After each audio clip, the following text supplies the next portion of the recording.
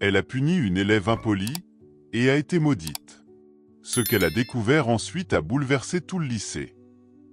Madame Jade pensait vivre une journée comme les autres au lycée. Jusqu'au moment où la main avec laquelle elle avait puni une élève a commencé à enfler. Aucun médecin ne pouvait expliquer pourquoi. Mais elle savait. Elle avait été maudite. Et le pire était encore à venir. Madame Jade enseignait les lettres dans un lycée de la capitale. Une femme respectée, passionnée, mais aussi stricte. Elle croyait fermement que la discipline forgeait le caractère. Elle n'était pas cruelle, simplement droite. Mais ce jour-là, elle aurait peut-être préféré fermer les yeux. La classe était agitée.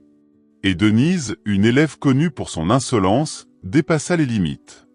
Entre provocation, éclats de voix et moqueries ouvertes, Madame Jade n'eut d'autre choix que de sanctionner.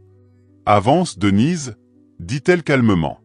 Devant la classe, elle lui infligea 3 coups secs de règle sur la main. Ce fut bref, presque symbolique. Mais dans les yeux de Denise, quelque chose d'inhabituel brûlait. De la colère. Oui, mais aussi autre chose. Quelque chose de plus sombre. De plus froid. Le lendemain matin, tout semblait normal. Jusqu'à ce que Madame Jade tente de saisir sa tasse de café. Sa main droite, celle qui avait tenu la règle, était enflée. Rouge. Chaude. Une douleur étrange irradiait jusque dans son bras. Elle pensa d'abord à une piqûre, une entorse, une fatigue musculaire. Elle consulta un médecin. Puis un autre. Analyse, radio, IRM. Rien. Aucun diagnostic.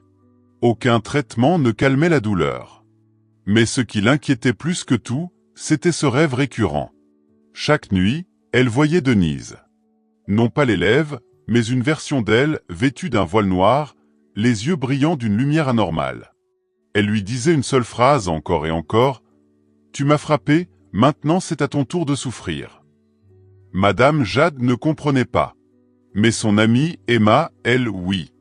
Emma, chrétienne fervente, priait souvent avec elle. En voyant la main de Jade, elle pâlit. Ce n'est pas physique. C'est spirituel. Jade fronça les sourcils. Tu veux dire une malédiction?